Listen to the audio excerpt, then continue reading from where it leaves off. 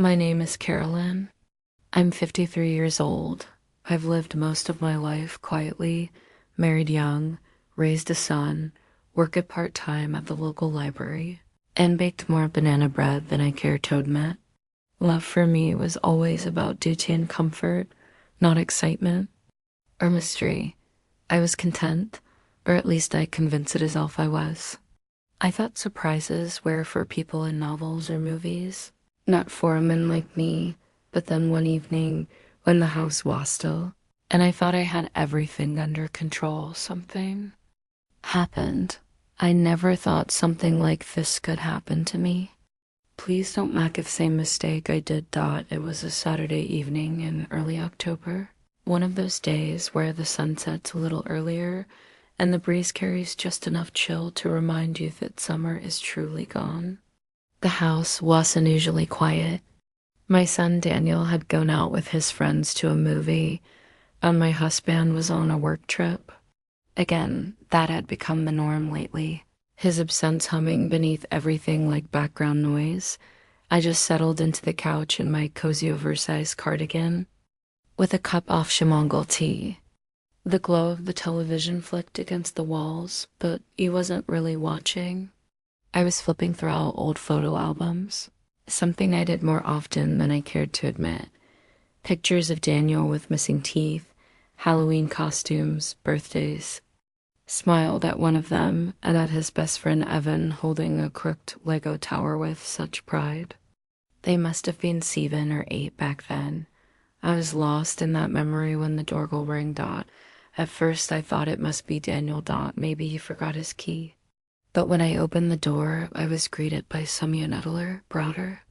It was Ian. He stood there, his hands shoved into the pockets of his hoodie, his face illuminated by the porch light.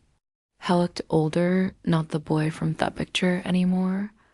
There was a quiet tension in his shoulders, a weight in his expression that told me this wasn't a casual visit. Ian, is everything all right?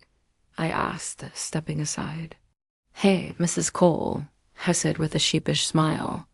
Sorry, I know it's late. I had nowhere else to go.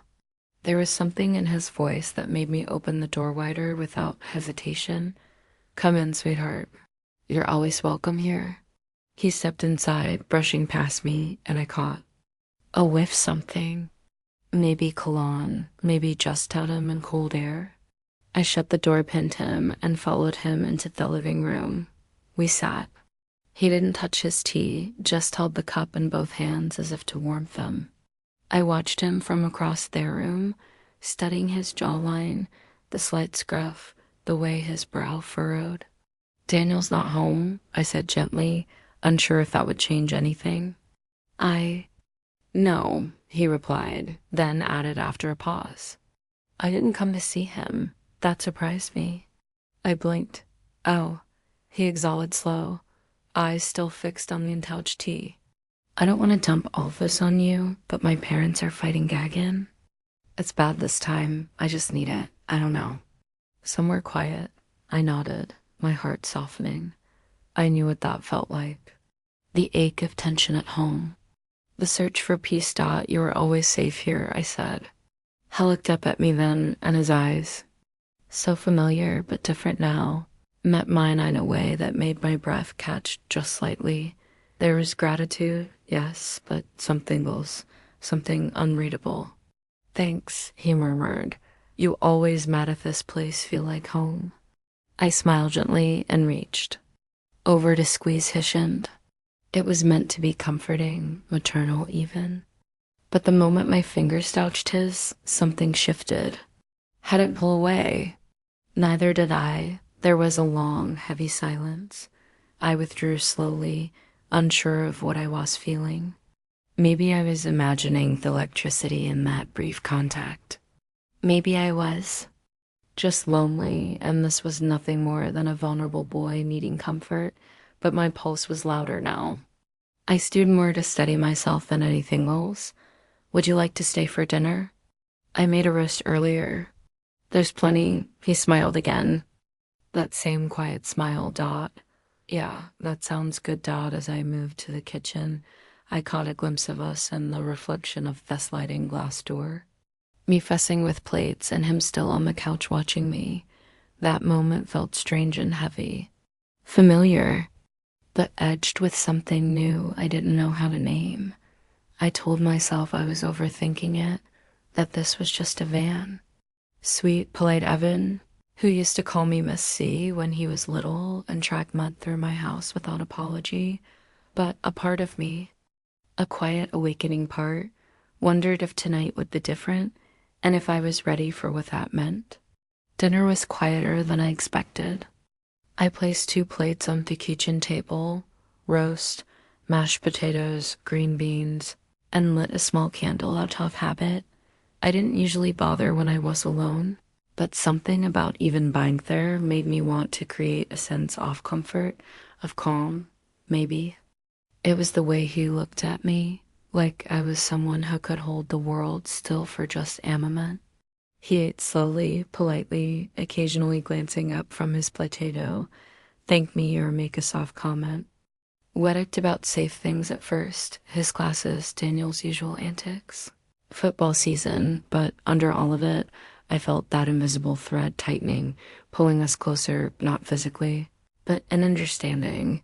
You always cook like this, he asked, gesturing. To the plate. I smiled, sipping from my glass only when I need to feel normal. He nodded like he understood.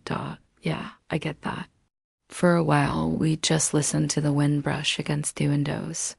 The air was still warm from the oven, the kind that wraps around your shoulders like a blanket. But inside me, there was something else. Not warmth exactly, but anticipation after we finished.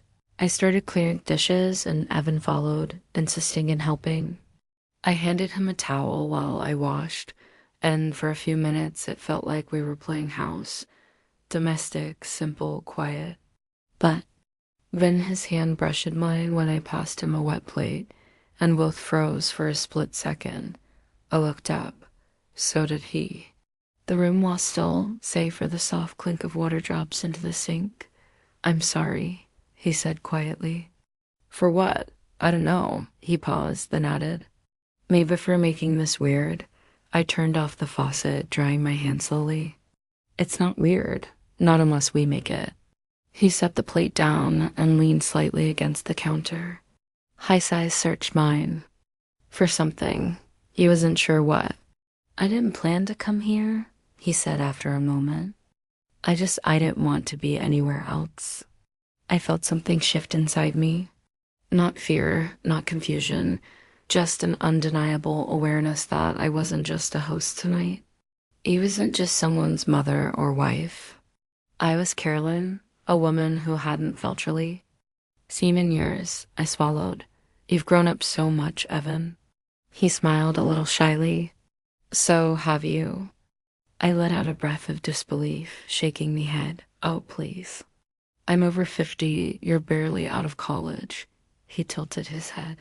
That doesn't mean I didn't see you. That sentence hit me harder than I expected. Maybe because it had been so long since. Someone said some effing like that to me. Without judgment, without pretense, he asterisk me. Not just the role it played, not just Daniel's mom, but me. A part of me, the part that had stayed quiet for too long, stirred. I don't know what. This is, I admitted, leaning against the opposite counter or what you're thinking. But you have to understand this isn't something I've ever considered. I know, he said. I didn't come here with a plan. I feel safe around you, and I wanted to be near someone who made him feel real. His words lingered in the air, delicate and sharp at the same time. I turned to face the window, watching shadows dance across the backyard. The reflection of Evan behind me. His arms crossed, head lowered slightly, made the moment feel even more fragile. I should get going, he said quietly. Before this turns into something we can't take back, I didn't stop him. Booty didn't ask him to leave either. Instead, I simply nodded. Let me at least pack you some leftovers. He stood in the kitchen doorway. As I scooped food into a Tupperware, my back to him, hands shaking ever so slightly. When I turned to hand it to him, our fingers touched again, and this time the tension didn't feel accidental. It felt chosen. His eyes held mine longer than they should. Have good night, Mrs. Cole, my throat watery. Good night, Ivana Dot, and just like that, he was gone. I closed the door, leaned against it, and closed my eyes. The silence of the house now felt different, heavier smo. Not lonely exactly, but charged as if the walls themselves were holding into what had just happened or nearly happened. I stood there for a long time, hands still resting on the doorknob, and all I could think was, why did I want him to come back? The next morning, I moved through the house like I was sleepwalking. The coffee brewed, the sunlight poured through the kitchen window. The radio hummed soft jazz in the background. Around 8 p.m., the phone buzzed. A message asterisk, even asterisk, K. Can I stop by for a minute? Won't stay long, asterisk. I stare at it for longer than I should have, rereading it over and over like it was written in some foreign language. Mythums hovered over the screen. Me, asterisk. Sure, I'm home. I didn't have time to change out a field sweater I was wearing. I didn't light a candle or straighten the cushions or run a brush through my hair. Just stood there by the door until he heard his car pull into the driveway. Had knocked gentler this time. When I opened at it, he looked the same, but something in his eyes had changed. He looked more sure of himself, and yet still waiting for permission to speak. I shouldn't have come last night, he said, his voice low. But I'm not sorry I did. I let that hang between us before stepping aside. Come in. He walked in slowly, like he wasn't sure how welcome he really was. I've been thinking, I continued, stopping in the middle of the living room.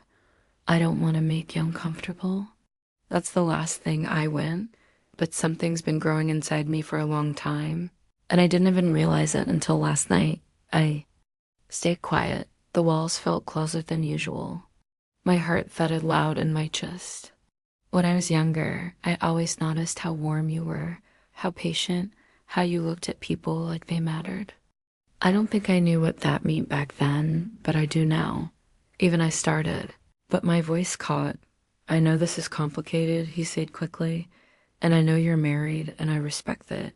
I swear I do. But I also think we both felt something last night. I turned away from him, staring down at the fireplace mantel.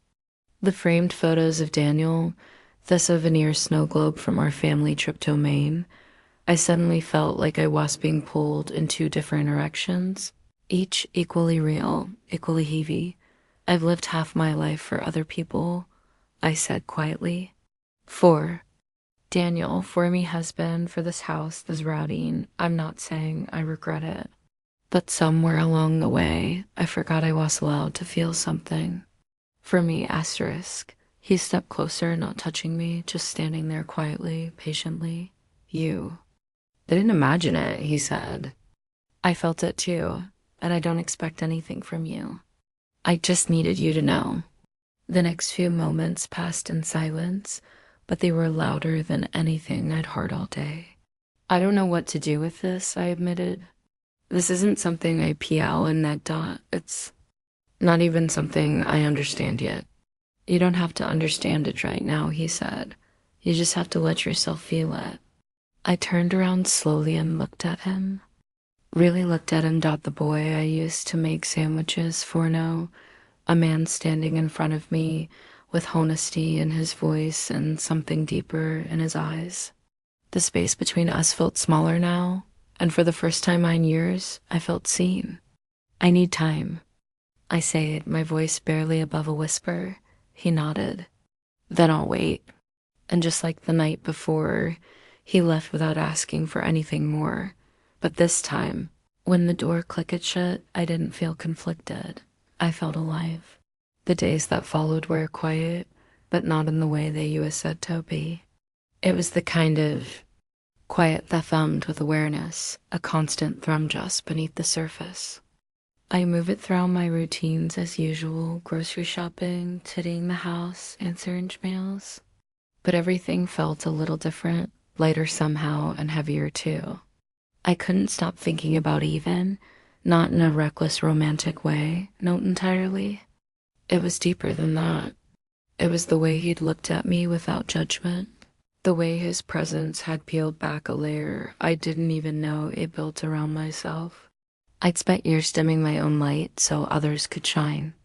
And suddenly, someone had noticed. I didn't tell anyone. Not Daniel, not my sister, not the neighbor who always managed to catch me at the mailbox with the late neighborhood gossip. I kept it close like a fragile secret I wasn't ready to unpack yet. But I knew I had to do something. One afternoon, I found myself driving without thinking, my hands on the wheel moving as if they already knew where to go. I ended up in the old park where I used to take Daniel and Ian when they were little, the one with the faded swings and the duck pond that always smelled faintly of algae. I parked and sat on a bench under the big elm tree that still stood strong in the center. I pulled out my phone. For a while, I just stared at the blank message screen. Then I typed asterisk, asterisk, me, asterisk, asterisk, asterisk in here if you want to talk. Same bench, some park, asterisk. He didn't reply right away, and for a moment, I considered driving home. But before I could start the engine, I saw his car pull into the lot. He walked toward me with calm, deliberate steps. He wasn't smiling. He looked serious, and I appreciated that. This wasn't about chasing something fleeting, It was about facing something real. He sat down beside me, leaving just enough space to breathe, but not enough to feel distant. I didn't expect to hear from you, he said softly. I've been thinking. I replied about everything, about what it means to be seen, about what it means to want something and not feel ashamed of it. He looked at me with those same eyes, kind, steady, open. I didn't come here with Hansworth, I said. I just came here to be honest. He waited. I care about you even. But I also care about the life I've built. My marriage. It's not broken, but it's been quiet for a long time, too long. And maybe that silence made room for something that shouldn't have been there. Or maybe it made me realize I've been silent too. He nodded slowly, absorbing every word. I'm not going to act on what we felt, not in the way we thought we might. I continued, but that doesn't mean I'm going to pretend it never happened either. A gust of wind stirred the leaves above us. For a while, neither of us spoke. I understand, he said finally, and I'm glad you told me. I never wanted to cause trouble in your life. I wanted you to know that you matter. I blinked hard. That sentence nearly ended me. I forgot what it felt like to hear that, I said. We sat for a while longer, watching a pair of children toss breadcrumbs to ducks in the pond. The air smelled like earth and old memories. I don't regret coming to your house that night, he said quietly. Neither do I replied. But I think what we needed from each other wasn't about romance. It was about being seen, being valued, even if just for a moment. He turned to me. Then I'm glad I could give you that. I smiled, and this time it didn't feel complicated. It felt peaceful. When we stood to leave, he gave me a long, warm hug, the kind that says goodbye without regret. I watched him walk away, not with longing, but with clarity. That night, I sat at my kitchen table with a cup of tea, no television, no photo albums, just me and the